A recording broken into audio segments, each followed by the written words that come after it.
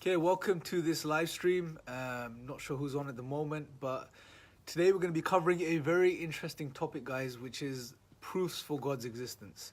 Now, it's probably one of the most interesting topics for individuals, especially in the times we live in, looking into the question of God, God's existence, proofs for God. You know, some people that are waking up to the understanding that there's more to life than what we're doing and how we're living, and they are in search of the purpose of life and meaning of life, and they realize that there has to be something there, someone there. When it comes to the question of God, the very first thing normally people ask about is proof. You know, if you have a discussion with an atheist, and if there's any atheists watching this right now, I'm sure, you know, as soon as someone approaches you or speaks to you about God, and even when you consider or think about God and the idea of God, the first thing that comes to your mind is, what's the proof? Where's the evidence, you know? And before I get into this topic and I discuss some proofs and share some arguments and share some thoughts regarding this topic, regarding the proofs of God and arguments for the God's existence, I want to lay down some foundational ideas first. And the very first thing I want to touch upon is the idea that we live in a time, we live in a reality, we live in a world which is very focused on seeing is believing, this type of ideology and understanding that unless I see something, unless something is in front of me, I can't believe it, right? Although this isn't true. Seeing isn't always believing. Most of the things that we believe in as human beings are not based on scientific empirical data, right? Most of the things we believe in are based on things like testimony, right? The hearsay of others, reasoning, just thinking about something deeply, reflecting over it, and then formulating beliefs regarding those things. However, this being the case, nevertheless, we live in a world which, you know, through our schooling and through, you know, our society and our upbringing, we are led to believe that unless we have physical proof for something, we cannot believe it. And even though this may not be taught to us directly like this, you know, someone doesn't come in one day and say to us, look, you can't believe in something until you can see it. Just the way it's embedded within our psyches over time, you know, the years that we grow up and all of this, and through the years of schooling, we end up with this way of looking at the world, right? Now, this being said, I'm not saying that, you know, there isn't empirical data for many things that we believe in this world. Of course there is. You know, many things, at least some things that we believe in is based on us seeing it. For example, I believe this book is real because it's in front of me. That's the reason I believe this book is here, because I can see it, I can hold it, I can feel it, X, Y, and Z. But there are other things that we believe in which are not based on empirical data, and we believe in them as strongly as we would that the book is in my hand. So, for example, some of us will, or not some of us, all of us will believe that our parents are our parents. So our mothers are our mother, and our fathers are our father. Now, when it comes to our mothers and fathers being our parents, we all believe this. We believe it as strongly as believing this book is right in front of me right now, right? However, when it comes to our parents, we come to this belief in a slightly different way. We don't come to it through empirical data, right? We come to the belief that our parents are our parents based on testimony, the testimony of our parents themselves. So we believe our parents based on what they've told us. And this is called authentic and valid testimony in the realms of philosophy, but we don't need to get into details regarding that. Key point to understand here is that there are many routes to knowledge. And as human beings, we utilize these different routes to knowledge to formulate beliefs about different things. So like I said, when it comes to the book that I showed you, I believe in this book because it's in front of me. When it comes to my parents, I believe my parents are my parents based on testimony. Even in the realm of science. So when scientists are studying a particular area in their discipline, what they would do is they would go of the testimony of previous scientists. So they will take the works of previous scientists, analyze them, and build their own work off of that, right? So there's an element of testimony even in the field of science itself, which in a general standpoint we would think, oh, it's only about science, it's only about empirical data. No, right? And I wanted to really get us to appreciate this before I go into discussing proofs for God, because a lot of us, a lot of people, a lot of non-Muslims, you know, a lot of people looking into Islam, a lot of atheists who call themselves atheists or agnostics, they have this sort of underlying assumption, which is that for you to believe in something, you have to have physical, tangible proof for it. And it's simply not the case. I just wanted to go through this section prior just to highlight that there are many things we believe in which are not based on empirical data, right? Another example I can give you is syllogisms, deductive arguments. They're not necessarily based on empirical data. They're just a logical argument. We reason upon it, we think about it. For example, if I was to say to you, all men die, this is premise one. John is a man, premise two, therefore John will die, right? Now this is the conclusion that John will die is a completely valid and sound conclusion based on the premises. Now this is a logical argument. This is not based on empirical data, right? So there are many other routes to knowledge like this, right?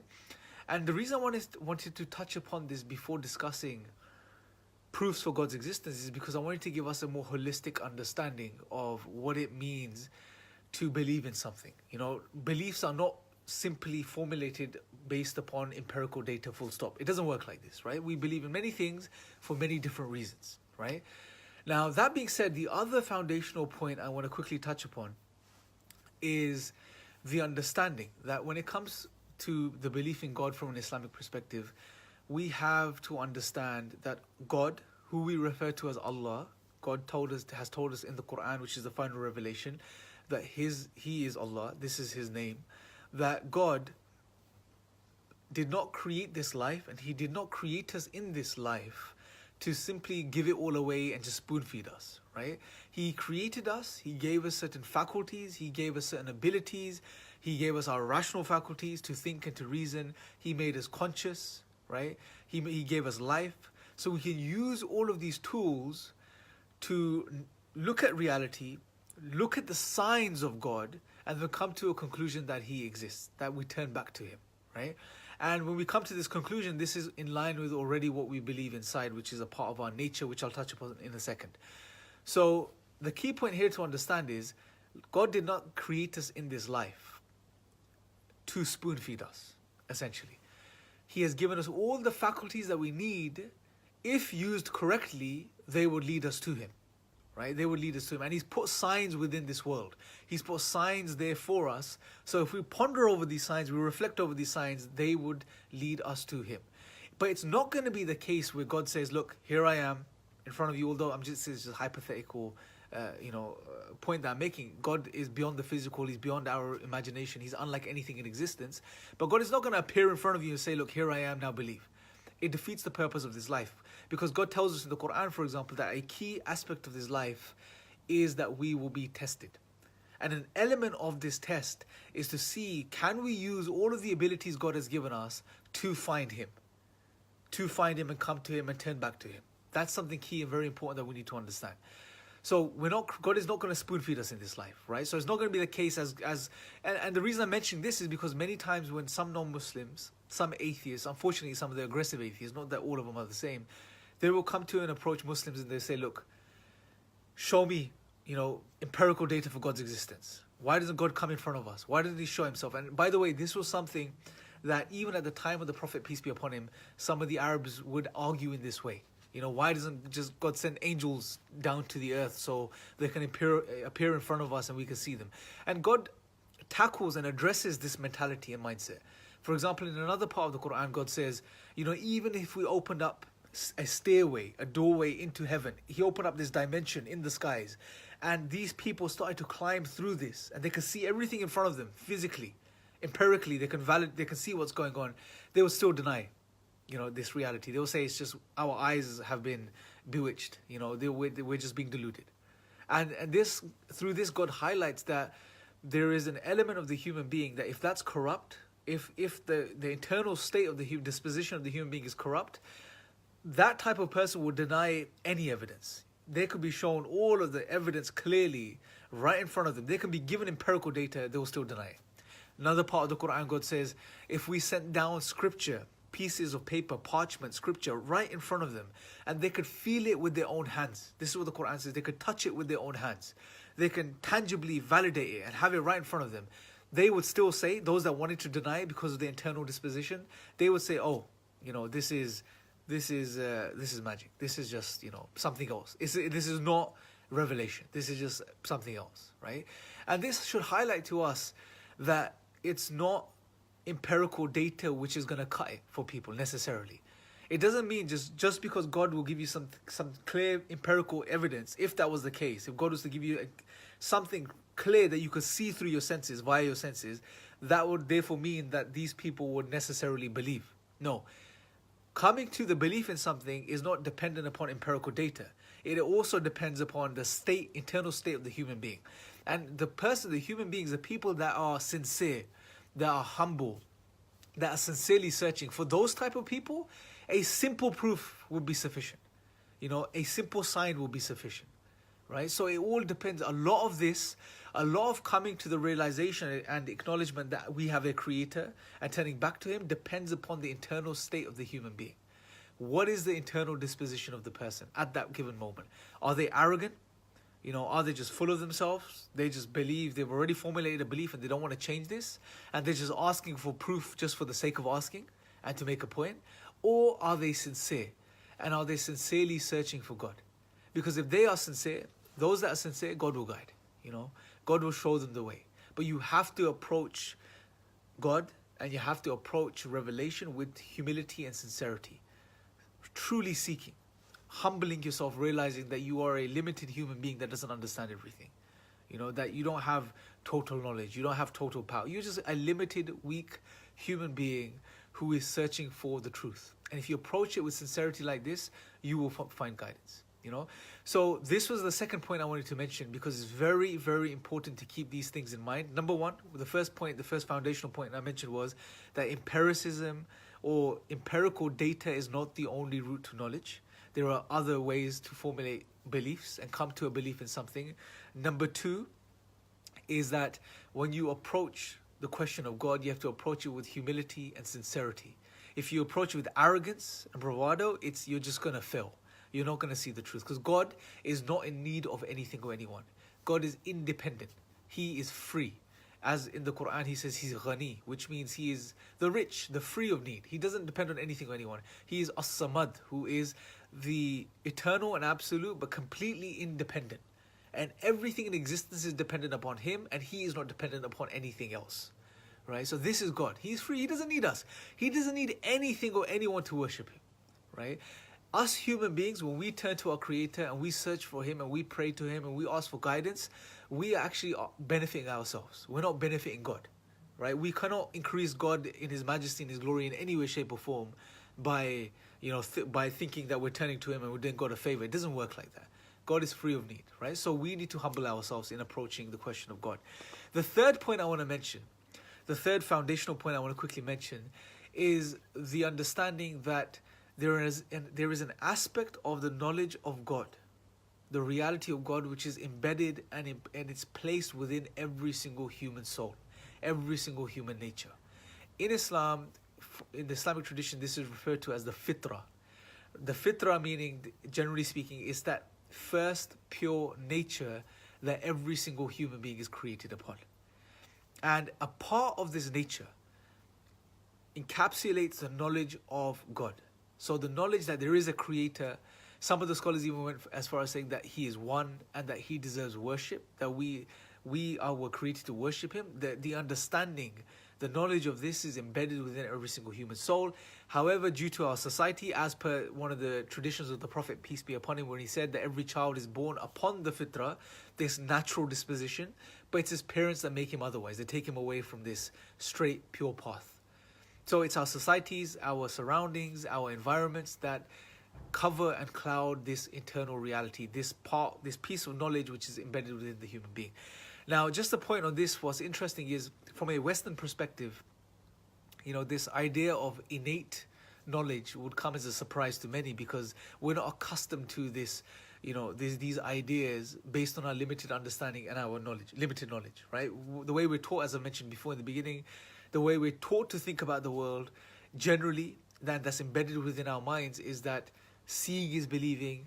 We need to acquire knowledge. You're a blank slate, right? You're a absolute blank slate, and you have to use your faculties and use your senses to acquire knowledge of the world around you, to formulate beliefs and to understand the world. This is not necessarily what we are taught in Islam. In Islam, it's slightly different. Yes, there is an element where the human being utilizes his senses and utilizes his abilities and his rational faculties to attain knowledge of things around him and to learn new things. But there is an element, or there is a type of knowledge which is already embedded within every single human being.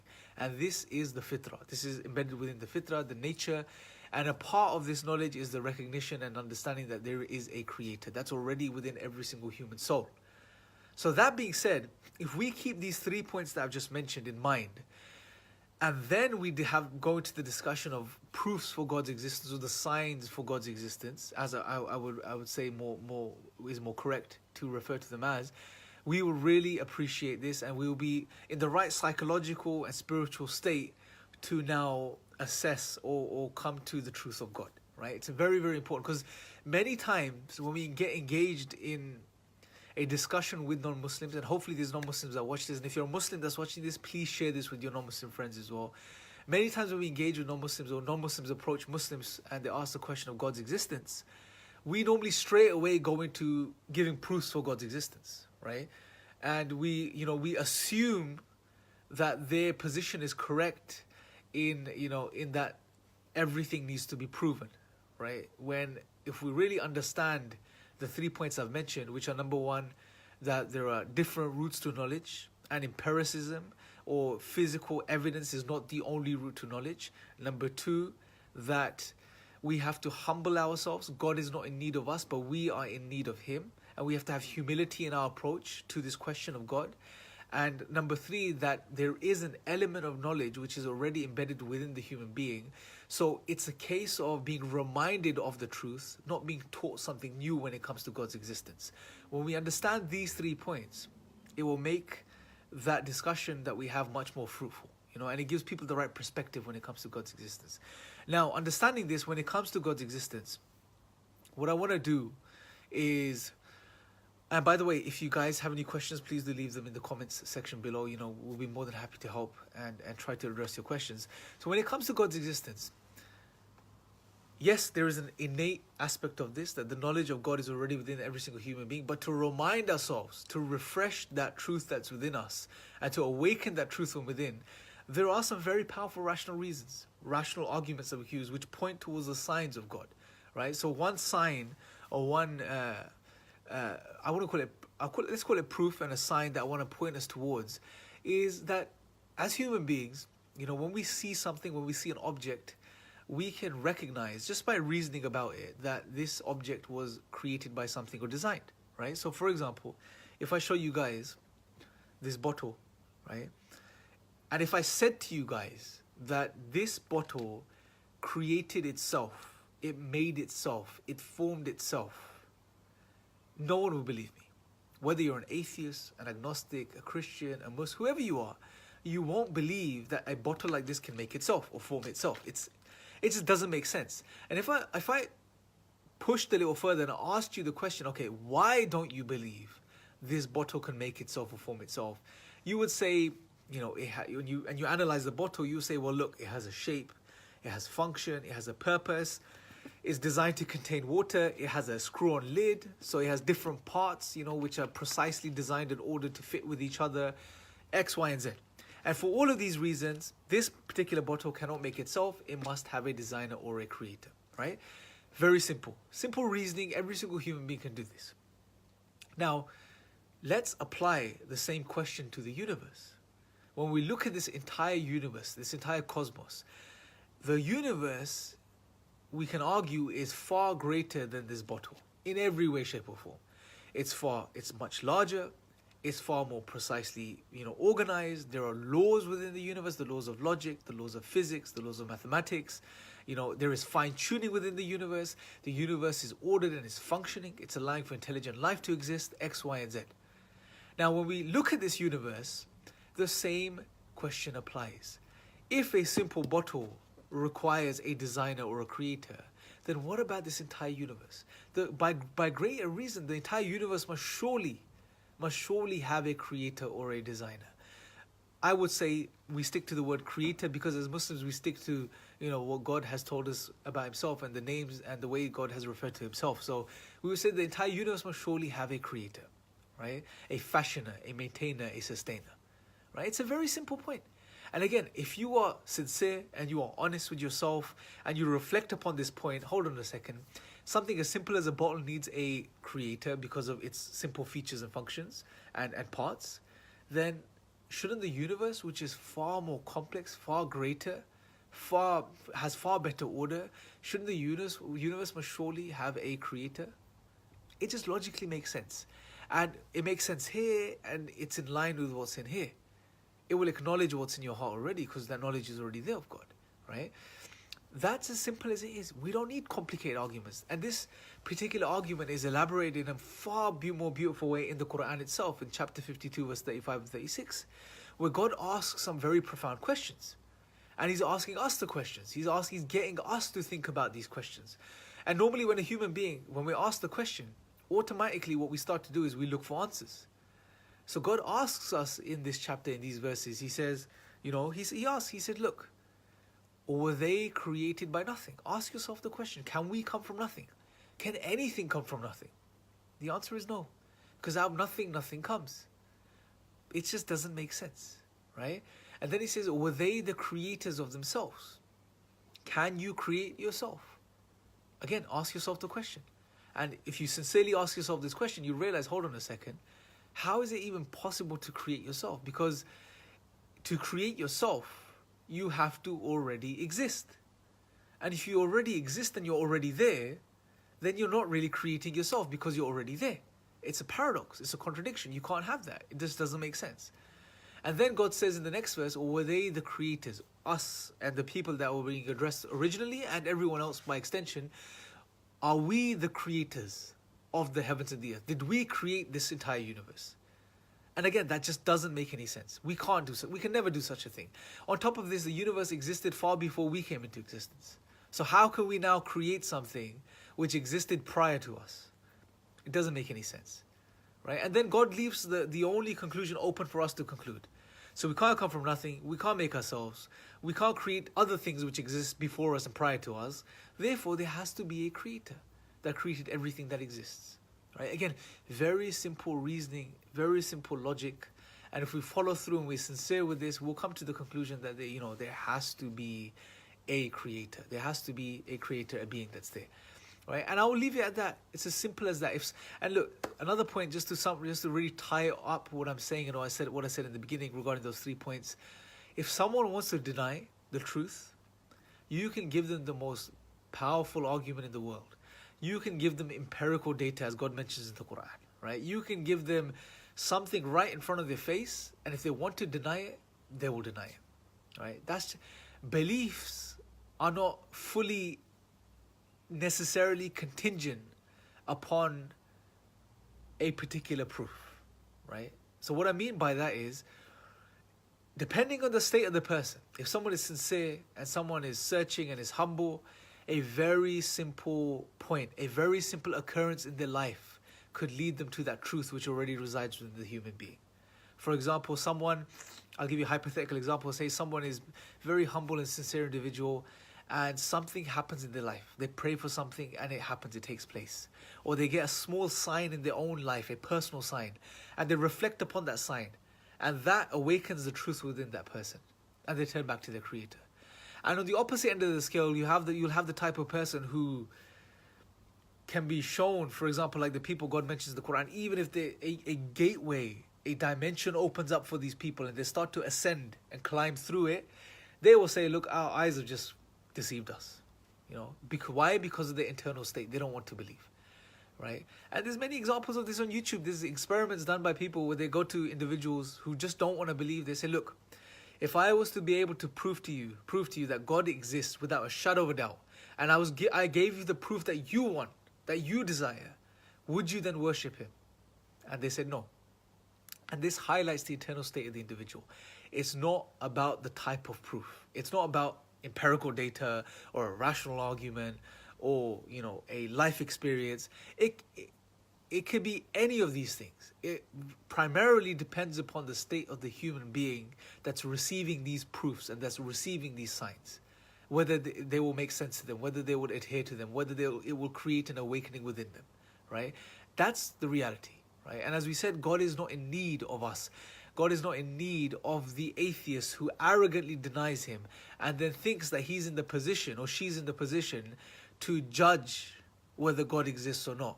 No, God is not in need of such people. God is not in need of anything or anyone or any person. He's free of need. When we realize that we need him, when we realize that life doesn't make sense without him, when we realize that life falls apart in the absence of God and nothing makes sense, that you end up in this state where everything becomes meaningless and purposeless without God. Because without God, what's the reality of life? Without God, everything is a result of just random physical stuff. That's it. And when we realize that, hold on a second, this doesn't make sense, and we humble ourselves, then we are in the right state and we're primed to receive guidance from the Creator of the heavens and the earth.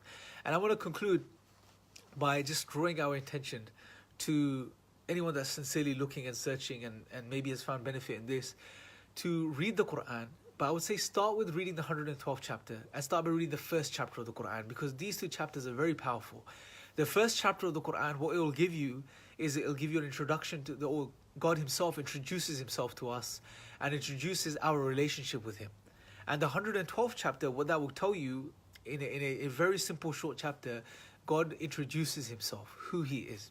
And I really encourage you guys to read these two chapters to start with, right? And then to move on to other parts of the Quran. So start with the first chapter of the Quran and then read the 112th chapter of the Quran.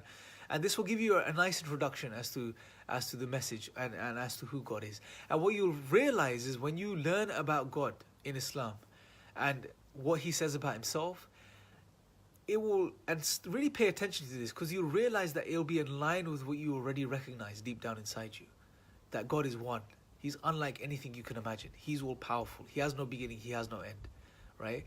These things will make sense to you. So hopefully I've given you guys some food for thought, something to think about and reflect upon. And, if you, like I said, if you have any questions, if you have any queries, anyone that's looking to become Muslim, please leave your comments below and we would love to address you guys and get back to you. I thank you guys for listening. We'll try to, again, like I said, I know I intend on doing these more regularly, but for one reason or the other, I get busy with other things and I'm not able to. But hopefully we'll do this more regularly, maybe once a week, touching upon different topics and important topics like this. And just to give you guys the references again, so if anyone that wants to revisit the argument for God's existence that I presented from the Quran, is chapter 52, verse 35 and 36. Anyone that wants sort of a brief introduction to who God is and our relationship with him, read the 112th chapter of the Quran and the first chapter of the Quran, and this should suffice from that perspective. Thank you guys for listening. Someone created the universe. The universe self-created it. No idea. Again, Is it possible the universe can self-create? we don't know. Let's think. Logical thinking earlier, remember? Right? You said logical thinking. No one can be certain for sure. Wait, That's what I'm saying. wait. No one can be certain. Are you certain about that? No. Then what's the point of talking then? Are you certain that someone created the world? If no one can be certain about anything, Look, why do you even question. talk? You're not answering my question. Are you certain that someone created the world? Yes. How do you know? Because the one who created told us. Sorry? The one who created this world has told us, informed us. In a book that someone written? So if it was in a cassette, it would be better, right? No. It's the same thing, same scenario.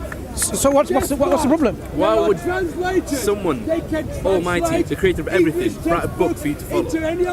If the creator gave me guidance in audio message or a written message, do I need to have a preference? I don't understand your point. No. I mean, Why is this objection? There are better methods of telling people. Like what, for example? I'll print my name on the sky and say, I'm here. Wouldn't that just prove it solid though?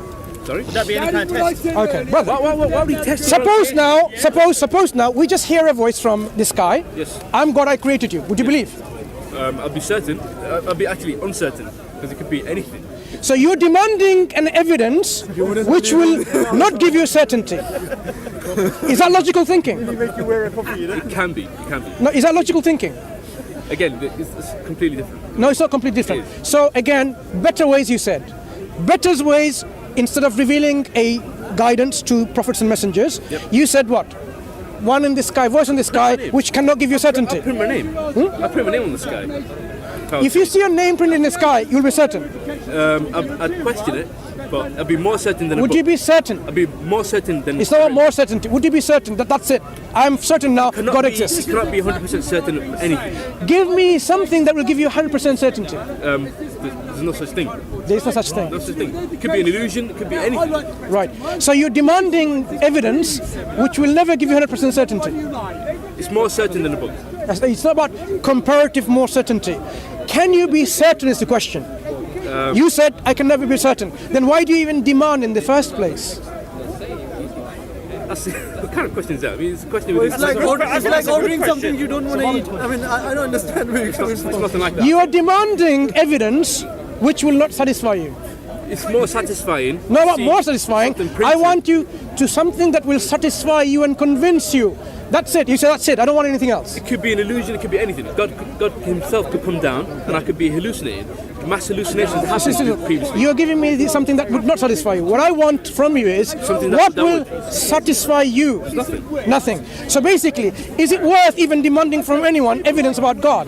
Because nothing will satisfy you. No. That would feed onto something. That would probably make me believe a bit more. But What about belief?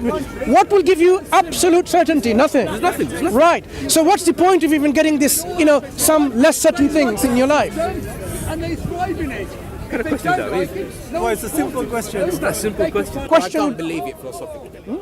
There's nothing to prove it. But in principle, yes, I think I it's don't good. understand your question. There's nothing to prove what? The morality can't- or the creator? Creator. I can't believe, philosophically, I can't believe that a creator exists. But I think it is a better principle if he. That's understood. So when we say you can't prove there's a creator, how do you disprove there isn't? No, who say that is proof? Okay. That doesn't So the mean- question now is, you're in a position where you cannot prove or disprove a creator. No. But the fact, And it will never change. That's not an indecisive. It will never change. but the reality is either there is a creator or there isn't. Yeah. Right. So if there is a creator, there has to be ways of proving it. Yeah. And they're not convincing. And what would be a convincing way of proving it? Well, nothing. I don't think there is a way. You're actually closing all the avenues of knowledge, because if aren't I tell you? you, oh, maybe if I hear a sound from, I could be hallucinating. So there is no proof. There will never be a proof. So what gives you that certainty there won't be any proof? How are you certain? Because you can't prove something like this. I can't prove something invisible. No, how are you certain? How do you prove this? No. This is the question we're asking. If there is a I could tell possibility. you, I will believe there's a creator if something happens, like a miracle happens. But Would you? That could be anything. That could be hallucinating. Exactly. So, in principle, there has to be a way of establishing the existence of a creator. Yeah, but what If you way? haven't found ways of doing that, then Well, perhaps. you will decide the way. No, not me. What? That's what we're discussing. There has to be a way of proving Maybe it. I'll tell you. Oh, maybe if an animal talks to me, I'll believe it's God. But You see, what does that mean? my friend, does it mean? there has to be a way of proving it. If the creator exists, I don't there has. know. No, So if you there don't isn't, know, because you can't talk about something that's invisible. You can't Invincible. decide- You can't decide what is gravity, what is gravity. convincing. Is gravity visible or invisible? Gravity. If you drop your bottle, would that go Science, up science. or down? Oh, now you're talking about. No. science, Very, which is very- because you made a very interesting example. Okay. Invincibility. yeah. Gravity is not visible. It can be proved scientifically. Yeah. So you have to now. You have to now. Gravity, I have to admit. No, you have to admit that I'm not it is for not it. about invincibility. It's good to admit. That's the problem, right? Invisibility. You agree? It is not about visibility or invisibility. It's not. Yeah. So the creator's existence and proving the existence of the creator is not because the creator is not visible. Because gravity is not visible, but you can prove it. Cool. No, gravity, I can. You can ask questions about it. Oh, this glass. It fell falls down. because I of ask- gravity. You can ask a question, but how do you begin to ask a question about God? If there was no God, would there be anything? If there was no gravity, would that fall? We can ask questions. Yeah. Exactly. But So I think it's a different thing. it's not a different thing. It's the same kind of inquiry. Because that's The inquiry is that's a about hard evidence the now. inquiry is That's a about question about cause and very effect. Specific thing. Why did the glass fall? Because Very, very the effect clear of falling was due to a How cause. do you ask, why are we here? That doesn't intrinsically mean, oh, there is a creator. Or it's not the Would same you not thing. agree? This is a very The reason the line of questioning is this: why does that fall? Yeah. Because falling is an effect. yes. And we are now attributing a cause to this effect because what we there must be see, something. there has to be a cause for the effects. Yes. So if, for example, you are here, there has to be a cause for your existence. Yes, Because you're an effect. absolutely. If the universe exists Of course, or of began course. to exist, Of course, there has to be a cause yeah. for its existence. Of course, yeah. So we can ask this question. We can ask this. Exactly. Why So- why did we exist? Yeah. Yeah. You can ask it, but there is no answer. When we attributed this can't falling decide the and said it was answer. gravity, you see, look, we said this was due to gravity. So you actually put an answer forward. Rather than saying there is no answer why the bottle falls on the ground. You actually went along Maybe and there, put. there will be an answer. I haven't heard it yet. Nothing's convincing. So that's why we need to know what will be convincing to us. I mean, interestingly, you did say if people Evidence, demand. evidence is convincing. There is no Exactly. But what level of evidence? of anything. No, even scientists, they don't have. They To, don't have any. to give you They an say they example, don't know how to to give an example, the skepticism or hyper-skepticism that we are illustrating in this particular discussion, have you had a brain scan of your own self? Right. So you haven't seen your own brain. But I Does know your it- brain I know exist? it's that. Yeah, What evidence do you have to suggest that your brain exists? I don't think it's. I don't. No, no. I don't We think just that want to these are we just want to questions. extrapolate You're just asking. the reasonings that we It's use not the same in thing. terms of the level of skepticism that we use in everyday thinking. Have you been to Africa? Well, where in Africa? Okay, maybe you have. Have you I've been been to to Africa, yeah. Okay. Have you been to Egypt. Indonesia? Egypt is Africa. Have you been to I've been Indonesia? Egypt. Or you think? No. You mean Nigeria? Or Have you been to Indonesia? Indonesia. No. Right. Does Indonesia exist? I don't think you're making sense. Sorry? I, No, let's try to understand how we trying to built the level of confidence away from skepticism. yeah. No, the reason why I'm using this, look, my friend, You can do it is simple You can to. do better than Can that. you Listen. Can you Google Indonesia? I'm addressing what we call skepticism Yeah. and how we can be certain in affirming something. For example, when we haven't been to Indonesia, we can Google it. So we are trusting the people who put up pictures in Google or description in know, Google. because we know. So you are relying in what We're we human call. beings, of course we have to trust Look, each look, other. I don't have a problem with that. So you are relying on what we call testimony. Yes, yeah, So absolutely. yeah. if we take that principle, Testimony, that yeah. testimony is a reliable evidence. So now I say, look, Prophet. Yeah, that's why I think maybe Jesus exists. Yeah, No, Jesus so exists, not Muhammad maybe. exists. Are you saying maybe or definitely Indonesia exists? God in Google? Definitely. Good. So now, if we find information that's been passed to us by testimony, there are hundreds and thousands of men of God that receive revelation from God as prophets and messengers, They're not and then the same. they said, look, and then we relied and trusted their testimony. So if I rely on their testimony and trust the testimony, Yeah. and you rely on the testimony of Google, Testimony. why are you Differ. going to be They're not the same. inconsistent? Testimony of Jesus is a different testimony from someone who went to Yes, Indonesia. absolutely. That is the point. Please stop being smart. Say again. Explain that a bit more. Say Prophet Muhammad sallallahu alaihi wasallam. Yes, a Now, testimony he of said, someone who saw who said, Muhammad who said, is a different testimony No, no. from someone Who said, went to "I Indonesia." have been- Please understand this and Sorry? stop repeating the point. No. Look, you cannot just simply brush the argument away underneath the carpet. That's why the it's argument, endless, no, classic the endless argument is discussion. I thought it was raised. endless. You have to show how the argument is invalid. I've given you an example about testimony. Like, you have not an image of your own brain. The testimony that you have is other people, their brain scan demonstrates they have a brain. But you haven't done a scan of your own brain. think it's So way- you have now made, not testimony, do you agree? You have made a generalization based on assumption. That other people, no, this is how your evidence works. If you go to, if someone tells you that Indonesia exists, you can actually go. Exactly. Have you gone there? Yes. Wait. Have you, no, wait there. Excuse me, have you gone there yet? Yes.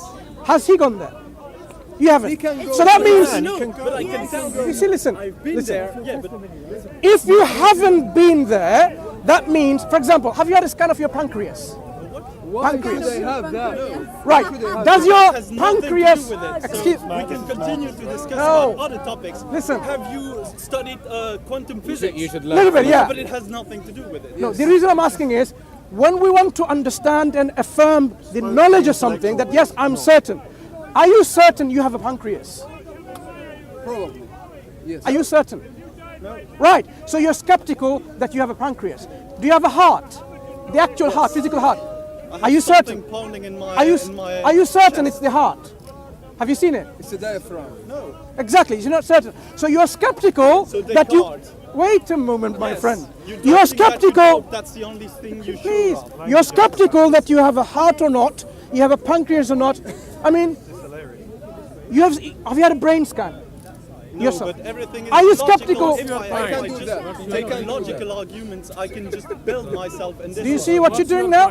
Instead of bringing hard evidence, let's try to understand the level of evidence you're bringing. Your level of evidence is logical, as you said, logical evidence, assumptions through generalization, testimony. Okay, so are you absolutely certain that you have a brain? There you go. So you haven't got. I'm not saying that I have one, so I'm not wrong. So far. Hang on. So when you're speaking to me, you really think that you haven't got a brain. No, I just don't. What makes you think you have a brain? I don't say I have one. I don't say I don't have one. You just ask me if Okay. I think. Okay. Let me ask you. Do you have a brain? I don't know.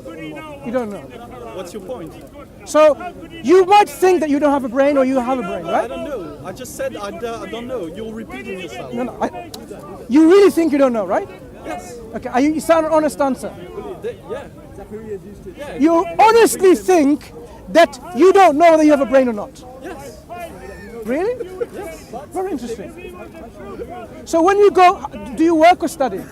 I work. Work. In your workplace, do you use your brain? I don't know. I manage to think. Right. So what do you use to do all this work? And My hands. I can your see hands. them. Okay. And your hand operates through what? By itself. I don't know how I use them. Tell your employee you don't have a brain. People say it's the brain that determines the You movements. need to know if you have a brain to live. No. No, because. definitely. So you don't No, no. need to know if you have a brain to be able But to use it. I'm interested That's in the- finding out if you don't know you have a brain or not. And scientists are telling us it's the brain that actually regulates our movement and so on. So you need think, to believe their testimony. do you believe that you have a I brain? don't care. Do you believe? I can create a logical construction based on what they're saying and not assume anything in the end. Just until I get a proof that it's correct or not, I can assume that it's correct or not. But if the whole logical construction is working, I can not disprove it. So now you're bringing this question about logical credibility. If we use logical arguments, it's possible that we can accept it as an evidence. Is that what you're saying? So if someone demonstrates to you through a logical The argument, construction can be logical and validated. validated Doesn't mean that the means you can basement- accept it. Doesn't mean that the basement is validated. You're saying validated means it's acceptable. Acceptable if the basement is validated. What do you mean by basement? The basement of premise. the hypothesis. The premises. But Okay. if you disprove the hypothesis, the whole construction falls down. Yeah. So can you use a logical argument that you have a brain? So far, no. So far, no. Die and look into my own Right. head, skull. So all your everyday life, because you must have studied, right, in school and university, wherever, right? And then you never once thought that I may have a brain. I may have, but it's, as you said, But you don't it's know. only generalization. So you don't know. I've seen a brain in the human skull. Sure. I cannot prove that I have the same in my skull. I can just assume that given that it's the higher, Okay. the most likely. Let me ask you another feature. very silly question. Are you certain that you exist? This is an interesting question. That's what I said. It's silly, but it's interesting. Are you certain you exist? No, You're not certain. no. Maybe as Elon Musk said, we're maybe just a big simulation. Yeah, it could be a brain in a jar, right? What kind of way In of a thinking museum, is it could be a brain in a jar. this? Do you think you sound rational when you say these things? No, it's not I rational. mean, how can anyone take you seriously when you say these things? You're ready to say a brain in the jar. For example, okay, this is not reality, but you're not ready to admit. I mean, do you live your life like this, in oblivion? Like you don't know not anything. Not knowing. It's, I mean, do you feel good about this? Like thinking like this? Is it a good way of thinking? Does it give you peace and tranquility in your heart? Being that kind of hyper-skeptical, does it give you this tranquility in your heart? Who you are, what you here, what are you doing? It's because I can build myself on this logical and social. So far, if this ground hypothesis, I'm just asking for you ground hypothesis that makes you believe. But you're not certain you exist or not. It could be just an illusion. Are you certain that you exist? So I've been I am answering certain. all your questions. I am about certain. Why? Yeah. It's not about why, I am certain. Okay, so you were answering question for like 10 minutes now. Yeah. No, it's my turn. Why are you sure Okay. you exist? So you want to know. answer. So you want to know from me. Hang on. You want to know from me why I'm certain. I think you couldn't take it. Next. Reality was too harsh. Who's next? Reality was too harsh. Mansur wants more. The, Reality was too harsh. the level of hyper-skepticism, really, you see, in the everyday life, That's insincerity. exactly. He In knows- the he everyday knows life, very well. they won't behave with that. Imagine he had a girlfriend or a wife. Would you really think that her girlfriend doesn't Baby, exist like do he you doesn't really exist? Do I exist, baby? Okay, may Allah guide us all, you know? May The first thing that ought to be asked is, when you're asking or speaking to an atheist, say you're an atheist, the question is, what is your truth standard? I mean, that's an important thing to establish. The atheist is an atheist because he's not satisfied, for the most part, with the evidences of theism, right? So he becomes an atheist. And for the most part, most atheists are negative atheists. So they are atheists because of a lack of belief of something, not because they have a positive argument against the existence of God. So for the most part, you could say that most atheists are negative atheists. Some of them are agnostic, so they wouldn't necessarily say 100% there's nothing, out there, but they just say that we are not satisfied completely with the evidences. So the first thing has to be asked is, what kind of evidences would you be satisfied with? And just thinking mentally, I came with 3 possible things which atheists could not deny, right? Number 1 is incorrigibility, which means something which is not changing, yeah? So if something is not changing, it becomes a good evidence. Number 2 is eternality, which is linked to incorrigibility. And number 3, you could say, necessarily true. So for example, it's contingently true that I'm wearing a grey jumper, yeah? But it's not necessarily true that I'm wearing a grey jumper. I'm going to try and not use too much philosophical jargon, but with those 3 kinds of evidences, an atheist would be completely satisfied. Now, an atheist might say that these kinds of things are satisfied in both maths and science. That mathematics is incorrigible. Number 2, that it's eternal. Number 3, that it's necessarily true. And the atheist might say that science is quite similar in that regard. And that's why their truth standard would be a mathematical truth standard, or it could be a scientific truth standard. They would consider these things to be truth, for the most part. Obviously, I'm not generalizing all atheists. There are postmodernists out there which don't believe in this. They criticize both mathematics and science massively. But generally speaking, I mean, from my experience, it's been the case that atheists are satisfied with these kinds of truth standards. Now the question is this. The question is mathematics, as an example here, actually those 3 things that we've just mentioned? Now this is something which has plagued the minds of philosophers ever since the time of Plato. Plato himself didn't know how to reason with numbers.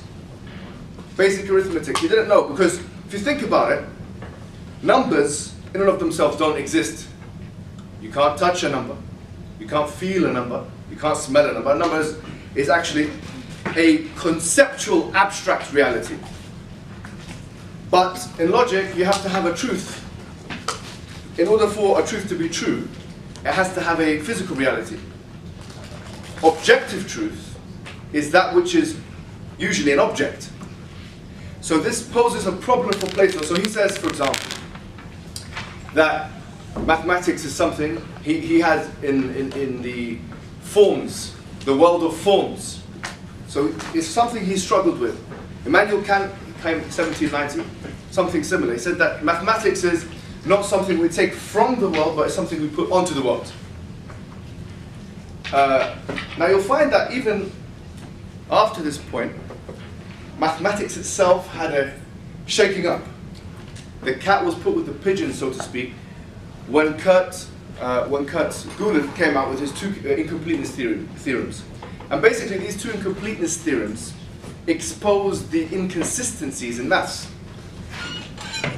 It exposes these inconsistencies because, according to the theorems, he had the first theorem, for example, was similar to the liar paradox. If I come forward, or someone else who's a liar says, I'm lying, right? There's no way to prove or disprove this statement, because the liar, if he's lying, he's telling the truth, which means he's not a liar. And if he's telling the truth, then that contradicts the fact that he's saying that he's lying. Now, something similar was put in a mathematic format, and from that perspective, this is called the incompleteness theorem, mathematics was seen to be inconsistent, an inconsistent model. And by the way, the philosophy of maths, or meta-mathematic narratives, or philosophy of maths, this is a big thing. And it's still unresolved. To this day, it's unresolved. Yet people still do maths. Yet people still do maths. Maths have axioms which cannot be proven. They are only self-evident. They are self-evident axioms. Which means, to believe in such axioms, you have to have faith. Because there's no evidence of those axioms. There's no evidence. These things, these axioms, or theorems, are based on assumptions, not concrete evidence. Science is much more flimsy than maths, in so much as it's changed much more, and it's ever-changing.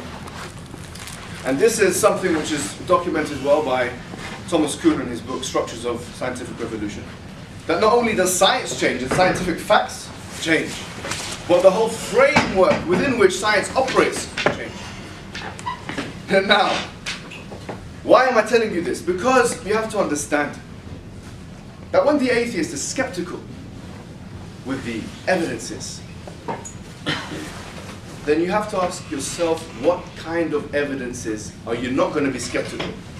Because those truth standards that I've aforementioned in the beginning of this talk, if they're applied to almost any discipline, you would not have faith in anything. You would not believe in anything. You couldn't do anything. You couldn't prove anything. Therefore, the truth standard wouldn't work for the atheist. That particular truth standard couldn't and wouldn't work. Rather, if we're honest with ourselves, atheistic truth standard is a truth standard which is probabilistic. Is a truth standard which is probabilistic. We as human beings work on probability reasoning almost every single day. If something is 99% assured, we're happy. If something is 99% assured, we can say we're certain of it almost. Or we can definitely say we're certain of it. And if it all piles up in front of us as a big heap of evidence, then this assures us. This is where the arguments that are put forward by the atheist, or the lack of belief that the atheist has, I would say is unsubstantiated. Because if you use a probabilistic reasoning, okay, there is no doubt in almost anyone's mind that you will come to very many conclusions about this universe. The fact that it's fine-tuned. And when I say it's finely tuned, I'm not saying that it's aesthetically pleasing. I'm not saying that. That's not what fine-tuning means. Fine-tuning means it's fine-tuned to allow any kind of life to exist within it. This is fine-tuning. Atheists and non-atheists, Muslims, Christians, Jews, anyone who's done science agrees with this. I'm not saying there isn't any rogue opinion, but I am saying this is the normal approach to the cosmological environment around us. Martin Rees wrote a book called Just 6 Numbers. And he said that any of those 6 numbers, had they been different, the universe would not be as it is, and it would not allow human life to exist. Even Stephen Hawking, in A Brief History of Time, an atheist, an ardent atheist, he admits to the fine-tuning. The fine-tuning is something which is probabilistically indicating a design. If that is the case, then the question is, whom or what designed this universe? And from this perspective, it's quite a straightforward answer. The one or the thing that has designed this universe is that one or that thing that was able to do so. And who and what? Who or what could be able to do so? So we employ basic reasoning, and we realize that it must have been something or someone with certain characteristics. Must have had knowledge. It must have had power. It must have had the ability to change the situation. It must be one. Had it not been one, there would have been a conflict of interest between the many parties that there would be. This is God. The evidence of God is not just evidence, it's overwhelming probabilistic evidence. We don't have faith in that which is unreasonable. We have faith in that which is clear. And what I personally believe is that the atheist has to, in order to avoid this thorn in his or her side, they must employ a double standard approach. They have to. The way they live their lives is different to the way they want to conceptualize the theological and philosophical reality of God. That must happen. Other than that, the atheist must think. The atheist must dare to think